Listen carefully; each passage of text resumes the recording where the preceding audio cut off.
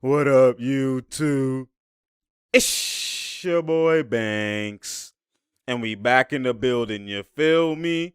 It's True Talks, cause True Talks, alright? Let's get straight right into it. So you already know, man, obviously, I didn't do Clippers breakdown for the game versus the Raptors or anything like that, but, we're going to talk about, as the season finishes, we're going to talk about some things and what's going on with the Clippers and some positive and negatives. I talked a lot about their negatives a lot throughout the regular season, but I'll kind of sum it up as the season is basically ending this Sunday. So I'll kind of at the end of it, we'll get a verdict of, are the Clippers for real or are they basically pretenders? And basically, to answer that first, you have to know what is going on with Kawhi. I know a lot of people are kind of like, yo, Kawhi's not himself. Kawhi's not being aggressive. Why is he passive? This, that, and the third. And, all those type of things, which, could be basically valid. This is the same kind of questions that sometimes, a lot of people also, they ask about, with KD, he doesn't score 60. He could easily score 60. Why doesn't he? This, that, and the third.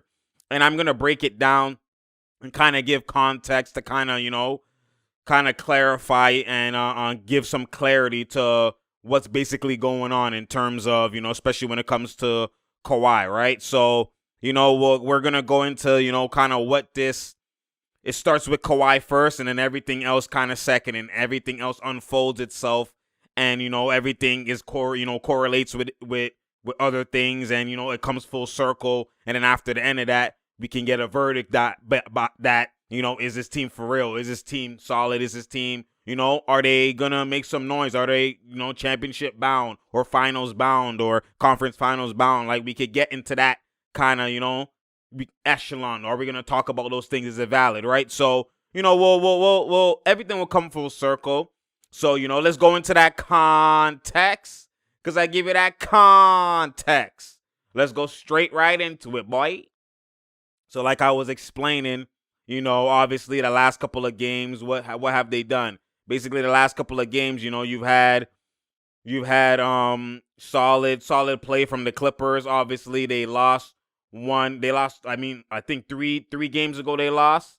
But they won the last two, right? They won versus the Raptors. I think the last two or three. Yeah, the last two. They won versus the Raptors and versus the Hornets. They lost versus the Knicks, right? And then they won two again, Raptors and Lakers, and then lost versus the Nuggets. So, they're having a 4-2 stretch, and then they lost, obviously, 3 before that. But, again, context. Let's go into the context. So, let me explain it like this. A lot of people are not understanding kind of what's going on in terms of the Clippers, in terms of, basically the context of it all. And that's why I'm here to kind of give that IQ. That's what I do. And if you disagree and if you think it's something else or otherwise, then, you can comment in the comment section below as you see fit. You already know. We'll talk about it. And, I have no problem with, man's giving me IQ as well, too. We'll see, if this is what elite looks like. But basically, it all stems from Kawhi is what I was exactly, trying to say from the beginning. So let me break that down. So Kawhi, obviously, people are like, yo, he's being passive, this, that, and the third. What's going on with him? And, he's only taking 9 shots here. He's only taking 6 shots there. He's only, he's not being as aggressive as he should be. And, all of us, especially mainly, a lot of us have followed Kawhi, especially, some people before them, but a lot of people have followed Kawhi since he came to the Raptors. And then, as Raptors fans, wanted him to stay. And then he went to LA.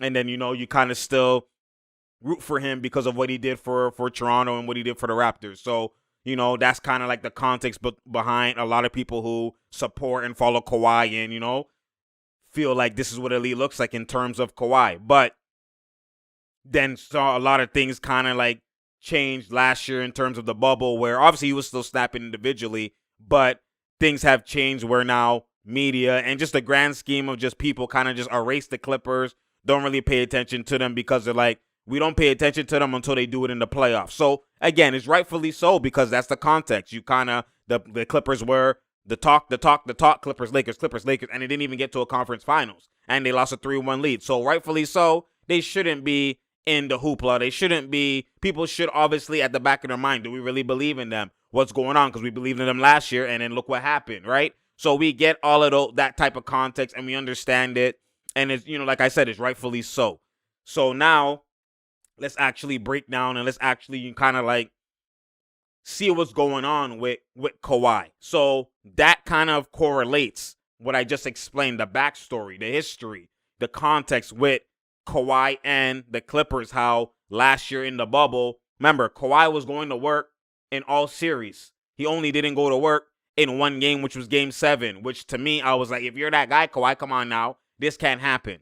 You know what I mean? You could struggle and, like, at the end of the day, like, but come on now, 0 points, like, fourth and all that type of stuff. Like, that's atrocity. That can't happen, right? So that's where I only was giving that energy to Kawhi based off that one game. But throughout the whole playoffs, he was the one guy that was guaranteed, if and be all. You know what I mean? End all be all, that type of guy. Like, he was it all. He was doing everything, and we know this, especially from Kawhi doing it in Toronto, right? And even with the Spurs before, he got injured. He takes his game to a whole new echelon. That's not even up for a debate. That's not up for no questions, nothing like that. Like, that's already what elite looks like. We know what time it is with Kawhi, right? We've seen that, been there, done that with Kawhi. So now, what is he going to do differently? What is happening why is he being passive? Why is he, not being as aggressive that people see with their own eyes right now? And there's reasons for that, right? And this is why the bubble, again, it matters with the context because, again, what was the difference maker? Kawhi was everything. Obviously, game 7, like I said, he kind of faltered or whatever. But throughout that, they were up 3-1. Throughout those 5, 6, and other than game 7, Kawhi has been consistent for the first 6 games. I'm the guy, I'm going to work. But what happened in those 3 straight games? They lost leads, that they actually had, that were comfortable.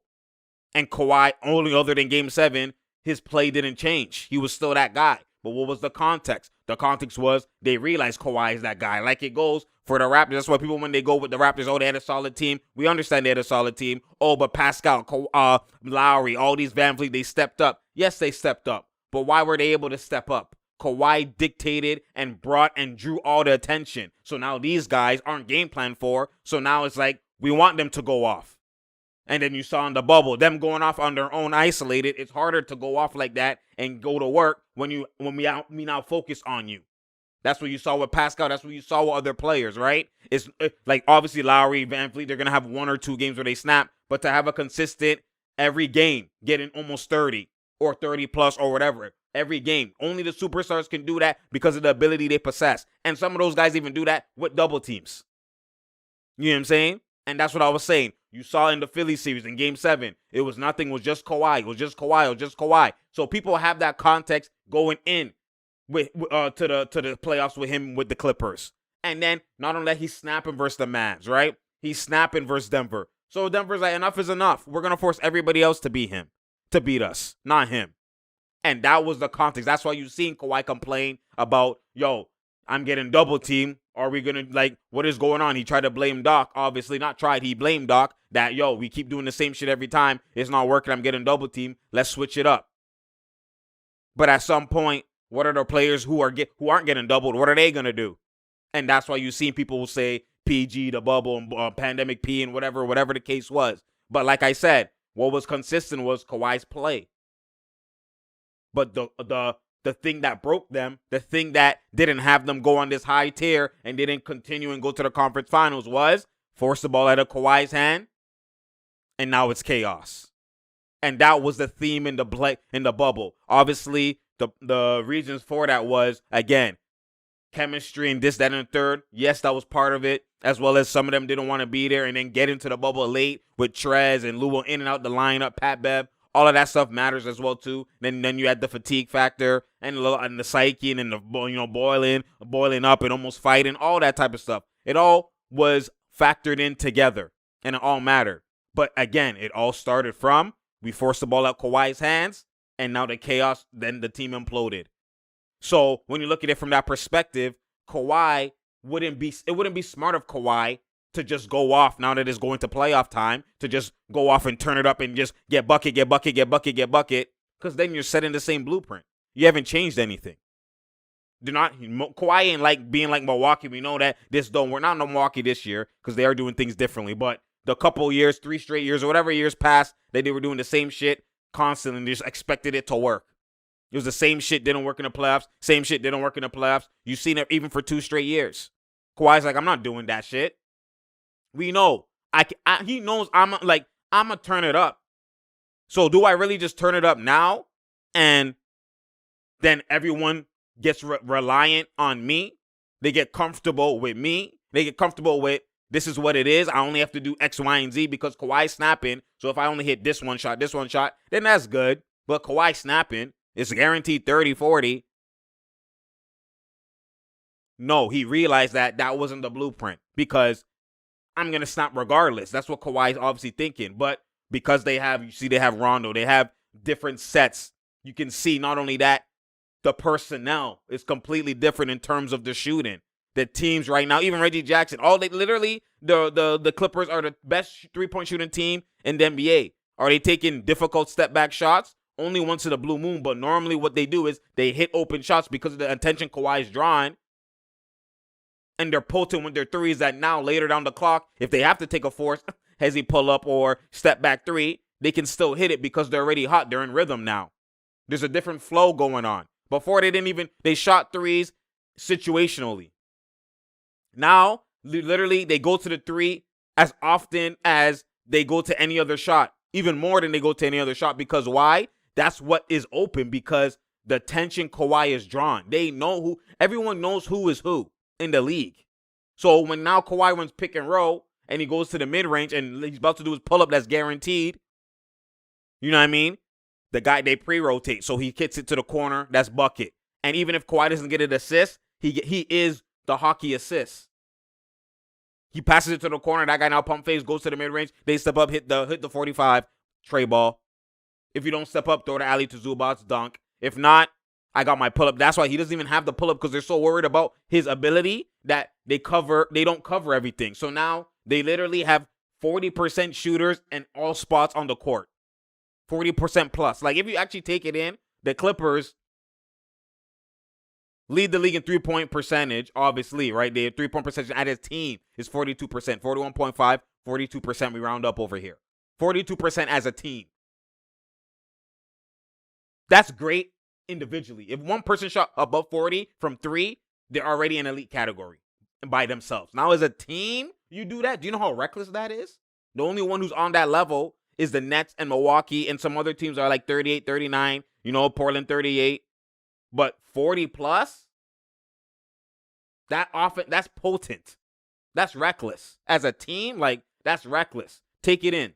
If you want to look at it and you want to go deeper, look at this.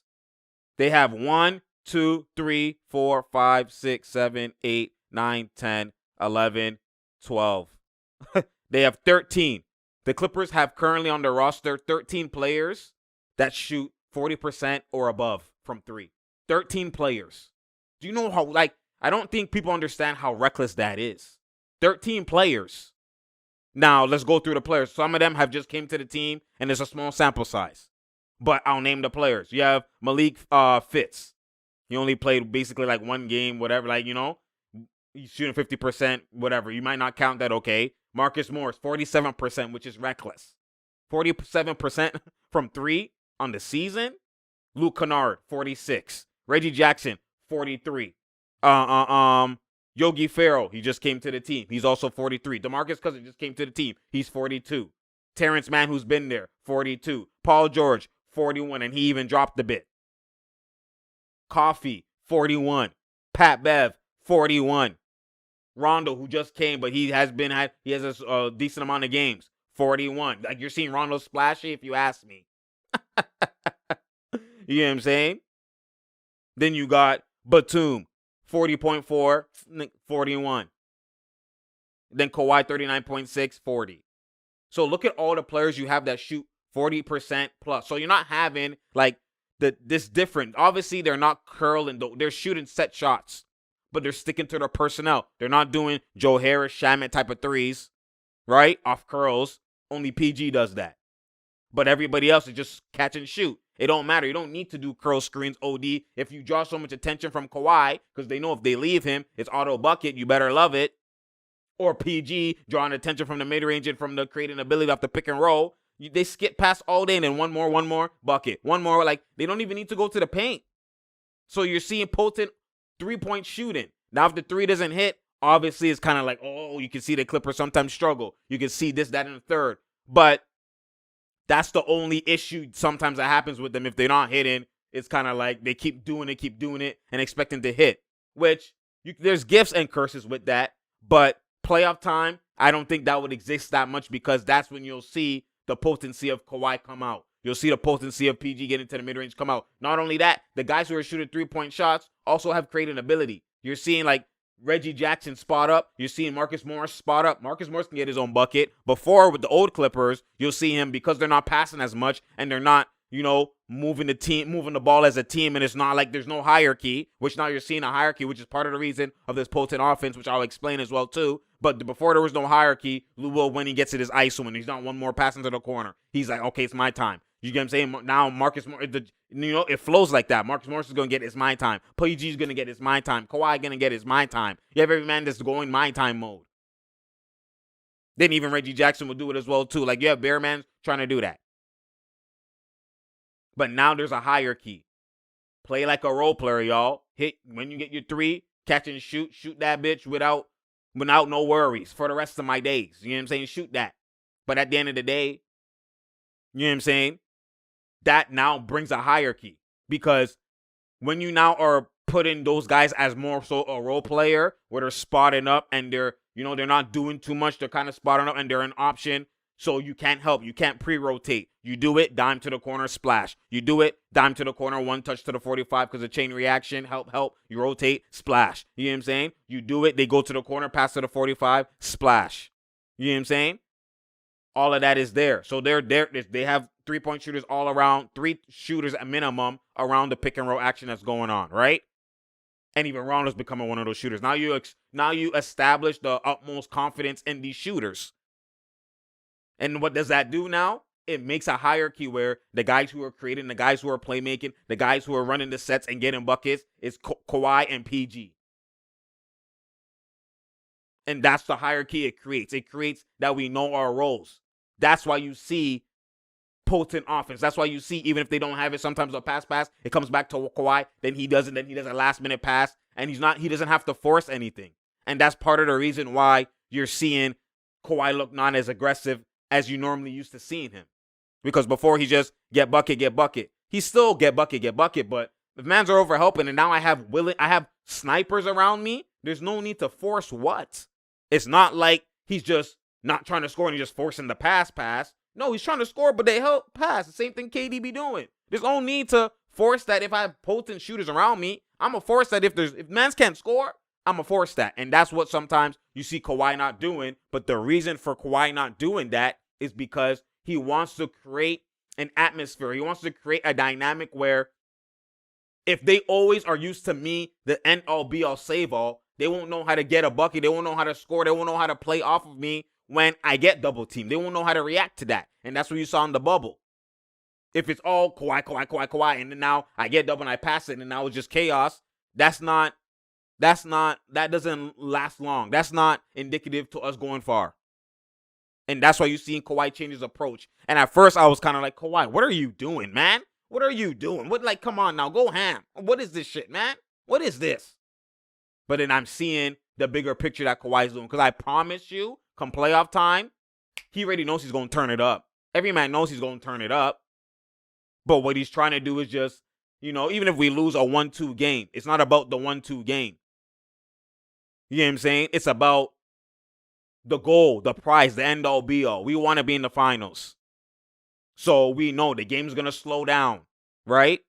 They're again, the shots you see man hit comfortably in these regular season games, like we're seeing in these tough, playoff type of games, in these like seed in type of play-in type of matchups that you're seeing right now, like the Blazers versus the Suns, the Blazers versus the Lakers. They're basically playoff games because they're kind of like do or die games for these guys, for these teams. And you're seeing they're not just hitting open shots like that.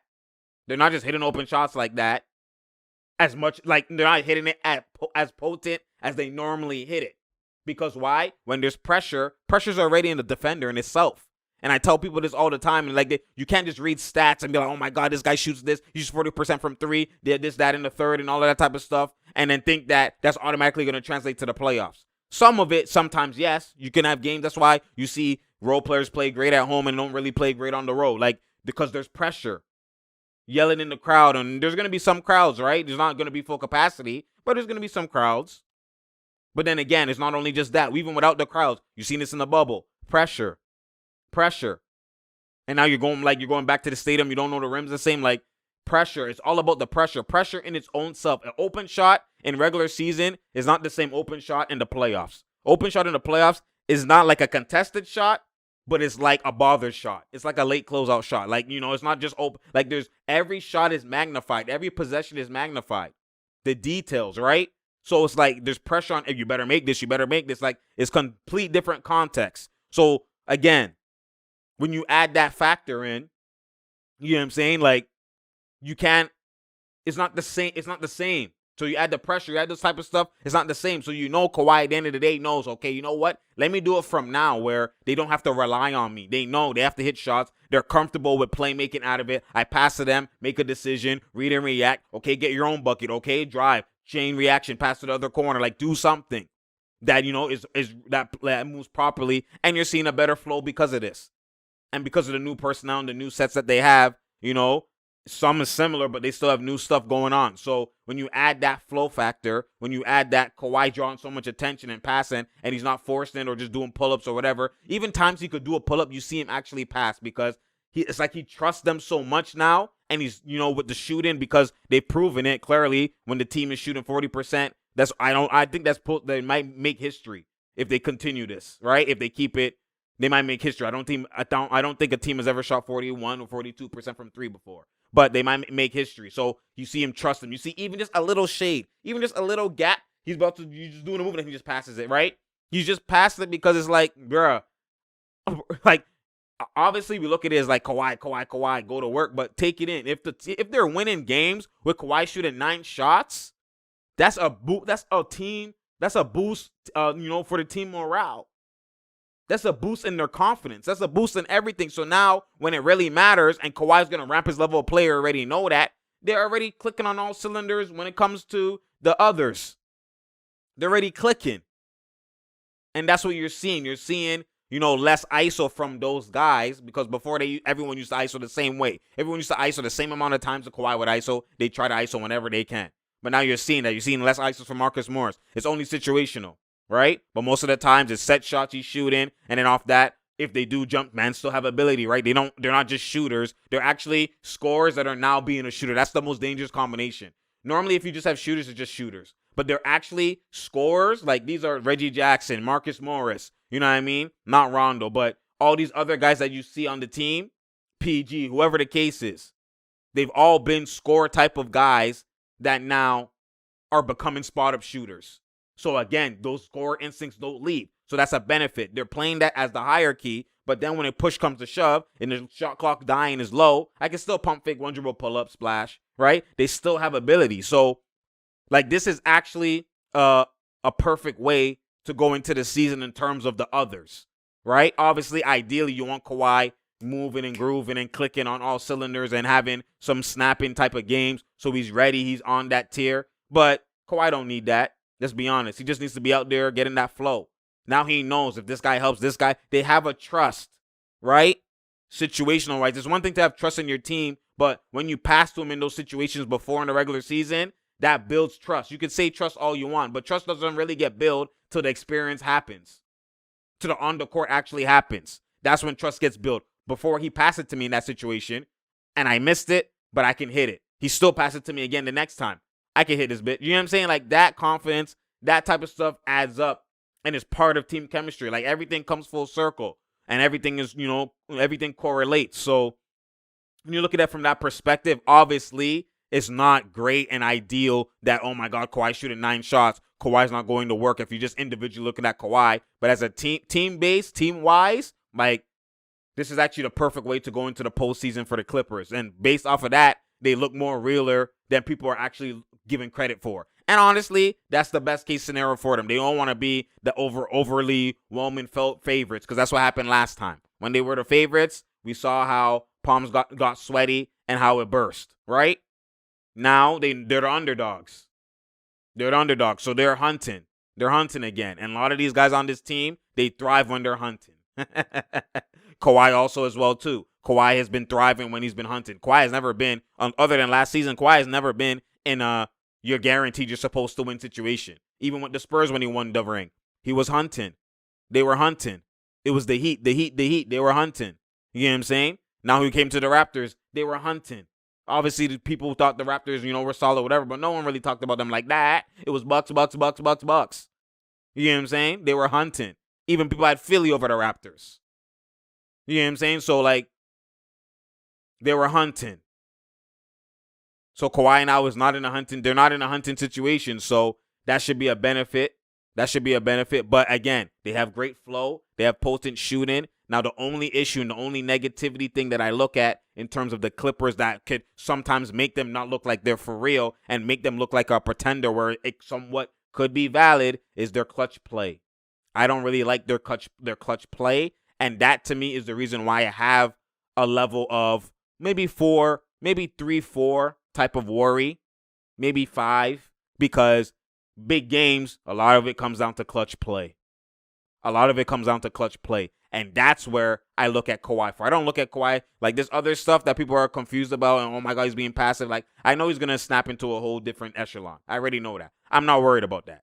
But the only me mentioning Kawhi, you need to be aggressive. Kawhi, what are you doing? Is those last 5 possessions of the game in a clutch game where he hasn't even taken a shot, where, he's not even involved, where, or he's bricking, or whatever the case is. Like, rarely do you see, and this is always throughout Kawhi's career, rarely do you see him, like, he'll have a moment where obviously he has game winners and whatever the case, we understand that, or clutch shots or whatever. But I'm talking about rarely do you see 5 straight. Like, he's done in the playoffs here and there, obviously with the Raptors, right? He's done it here and there. But rarely do you see him often. I'm talking about out of the amount of games that's been played and the amount of clutch games he plays or he's involved in. Rarely do you see Kawhi just 5 straight, 3 straight, 4 straight plays, bucket. You don't see that often from Kawhi. It might be 1 bucket, 2 pass-offs, and then 2 misses, right? Like, and then 1 bucket again. And it's spaced out. You don't just see him go like this, which is why in Philly versus Philly and with the Raptors, you saw it, and you can see it led to a win. You seen versus the one time they did lose, but he did it versus the Warriors as well too, and ended up being a loss. Like, a lot of the times, you'll see him get buckets, sporadically in the clutch. But I didn't really put too much. I didn't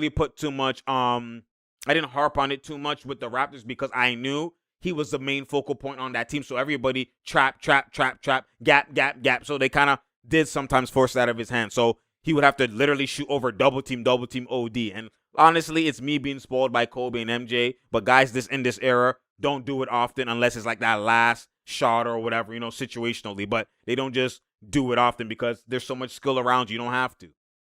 Right? Back then, the Kobe's and MJs, they had to because who they passing to? The guy in the corner who's a defender who can't shoot?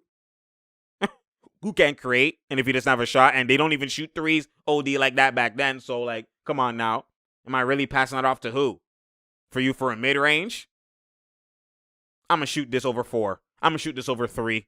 Oh, most definitely I'm shooting this over 2. You better stop me because you know what I do. That type of stuff. You know what I'm saying? So, like, bruh, it's different context now. So obviously, a part of me has been, they're the standard. So a part of me in those moments is just instincts. It's like, yo, just take over, man. Like, shoot, come on, create. Stop passing. But then again, there's that other part of the game is more advanced now. The game has, more evolution. The game is more cerebral. The game is a chess match. Everybody could shoot. It's pick poison. That's what this whole game is right now. It kind of always was, but not really. Now it really is pick poison. Like, you can't, like, there's something you're going to give up. Defensively, there's something you're going to give up. So pick and choose which one. Which one matters to you more in the hierarchy? Which one is of more value?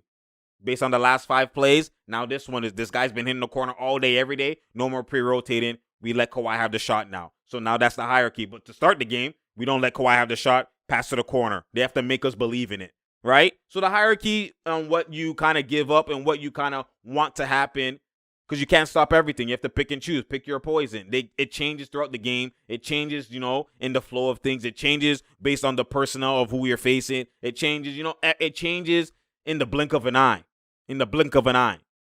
And then sometimes guys make mistakes. So then, and because they're not, they chose the wrong poison, right? So that happens. So when you look at it from that perspective, like, again, this is relevant because Kawhi obviously has been picking his poison, right? He's been picking his poison, and it's a reason why he doesn't just shoot over double teams all the time. But when he has to, you see him do it versus the 76ers with the Raptors, right? Shoot 40 shots, right? So if it's necessity, I mean, he sometimes will have to, but this NBA is, like I said, is completely different. That rarely does it ever come to that.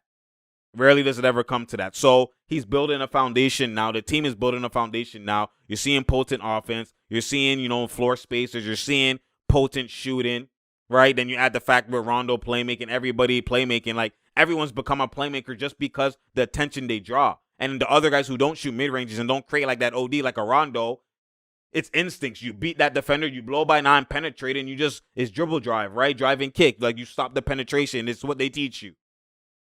So you're seeing a lot of shots also open up from that as well, too, which is Rondo's playmaking, right? So when you add these factors, right, and like Rondo's shooting potent, like every man is shooting elite, right? I don't expect them to just live and die by the three that sometimes you see them in some games do, because that will be Kawhi, that will be PG that has to dictate that. But again, my main worry is just the clutch. That's my only negativity with this team, is the clutch factor. And also, too, we haven't seen Ibaka come back. You would like to see him come back a 1-2 game before the playoffs, right? Because he will be crucial, especially his popping ability will be crucial.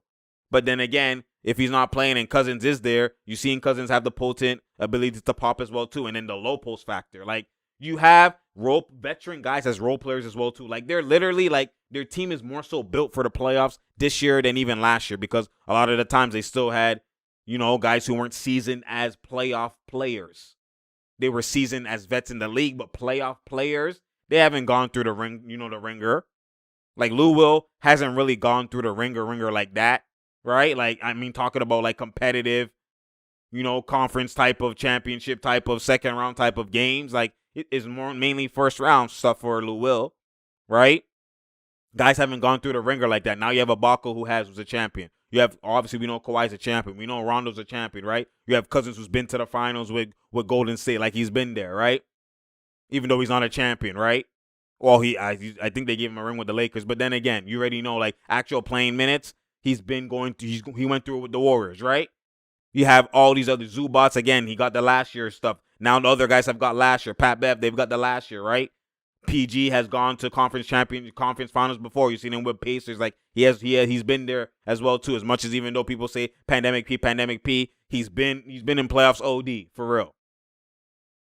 You added Patterson as well with the Raptors. Like, you add all these other guys, Batum with the Blazers, right? You add a lot of these guys, Marcus Morris again with Boston, with the Clippers last year as well too. You add a lot of these factors in. They have seasoned guys. Reggie Jackson with OKC, and you have seasoned guys, veterans playing as role players. So, like, that's a dynamic that is definitely will translate to the playoffs. There's a lot of things that will translate to the playoffs. Then Ty Lue won a ring coaching as well too, right? So, I know they did with Doc before, but then you have on the bench as well, you have Chauncey Billups. Like, you have seasoned guys all over the place, right? So I think that's, especially with Billups, I think that's also, he's the one that's probably giving Kawhi the IQ to, like, yo, we know what you're going to do. Build confidence for these guys. Like, I know Chauncey's probably behind that because, again, Mr. Big Shot, we know what he is. You know what I'm saying? So, like, you add these factors, man, like, the Clippers are definitely not pretenders. They're definitely not pretenders. The Clippers, low-key, like, for me, because of experience and because of now you add the Rondo factor. Like, Rondo, you see Rondo's impact he has now, like, that's basically cap. Like, he's going to have way bigger impact in come playoff time. Y'all seen what he did with the Lakers. Y'all see what he does every postseason. That's why they call him playoff Rondo for a reason, right? His his level of intensity, his level of play, his level of, just his level of ability, and his level of everything just rises in the playoffs. And then that rises the rest of the team. And he cures people's mistakes more so and more so and more so. Like, that's who he is. That's why wherever he's gone, from Chicago to New Orleans, like even teams that people were like, oh, he's been the guy that like they've upset it because of his factor. Like, there's a real thing. That's why him and Chris Paul, they fight, because they're basically the same type of guy. They're the same type of dog. They're the same type of, like, you know what I mean? They're the same. I already know when their career's done, they'll probably say, like, we fought each other, we pushed each other, and they'll probably have a sit down. But they're the same. If you look at it, mentality-wise, they're the same. Maybe not the ability potent-wise, but, like, they're the same. I mean, most of the ability is the same. Like, the passing and the dog, that's the same. So, when you look at it from that perspective, man, like, obviously my main concerns is, Ibaka, like I said. I don't know how he's going to look. Like, a back shouldn't take you out this long. So I do understand the concern. But then again, do you really, this new NBA, I know a lot of it is, if you don't need to risk or rush a comeback, there's no need. You've seen that with Katie. You've seen that with Harden. If we're winning and if we're not in a spot where, like, it's an urgency to come back now, get more rest. So now when you play, ramp up level of play, you had extra rest. You have extra, like, let's say they tell you the timeline to heal is 6 weeks. Why only come back at 6 weeks? If you could get 8, 12 weeks, 14 weeks, and man, are still winning, you go on the side of caution more so, especially in a condensed season and stuff like that. Like, be more cautious. We don't want no exploded back or exploded. Like, we don't want none of that. We be more cautious. That's what you saw with the KD hamstring. That's what you saw with the Harden hamstring. Like, they be more cautious, because especially when you have the luxury of winning. Now it changes if you don't, right? It changes if you don't. If you need to proceed, and then you might miss the playoffs, etc., etc. You might have to rush and come back. But a lot of these solid teams that are winning, or these great teams that are winning, you have the luxury of sit out, take extra time. Like, there's no need, no rush. We good. You know what I'm saying? We know what you do. He's probably still playing contact drills behind the scenes and, scrimmages, whatever, or whenever he can. Like, you never know. But again, we haven't seen him in so long. So, like, there is a natural worry, which is understood, right?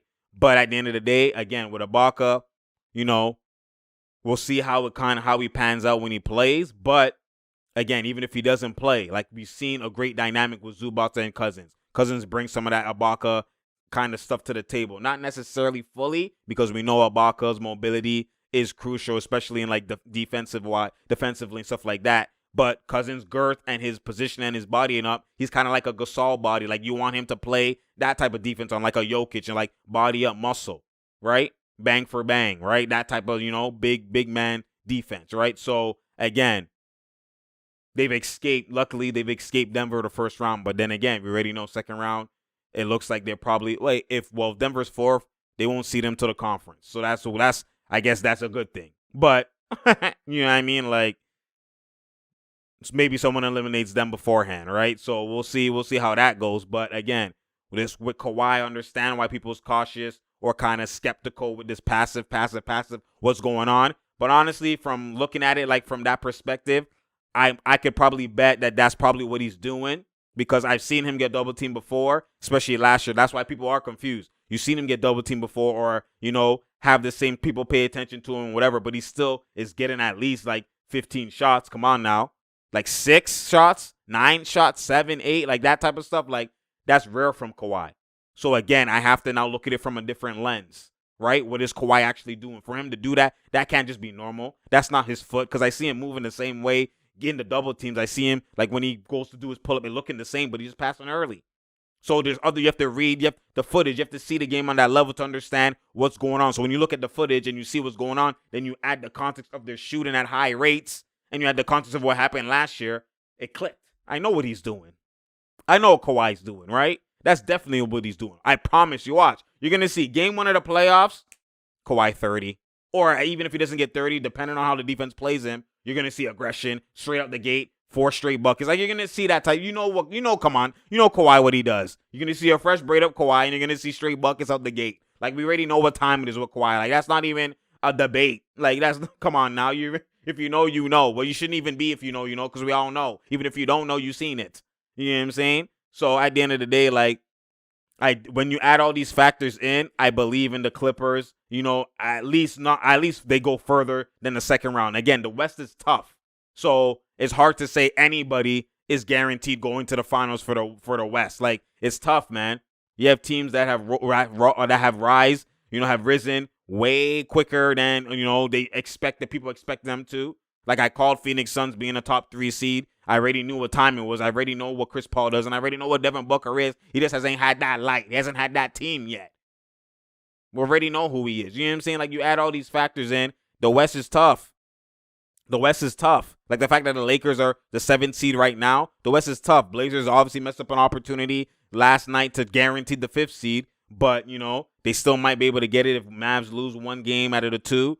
But, the seedings aren't going to happen. You're not going to know the seedings till Sunday night. But at the end of the day, man, I know that, it's tough for people to comprehend. It's tough for people to actually, kind of believe in it and, see it fit. But like I said, I think that, I think they should be good. They should be solid.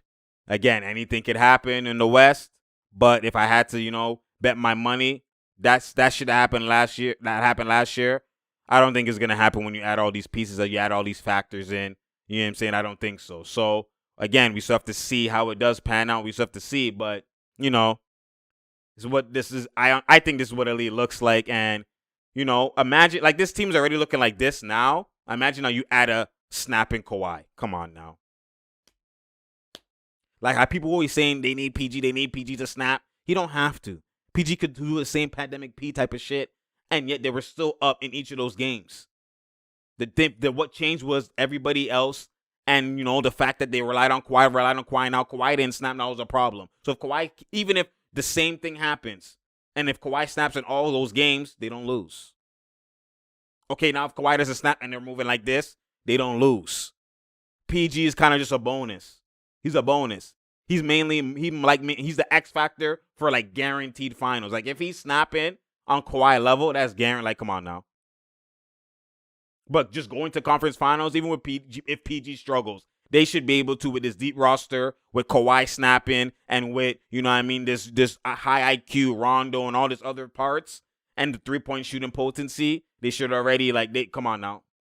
It's still a different story. So at the end of the day, we'll see how it pans out. But, that's the reason why I feel that they're not pretenders. And this is the reason why, like I said, this is what's going on with Kawhi. So we'll see how it translates to the playoffs. That's what we're waiting for, and especially the media. Everybody waiting for that, for sure.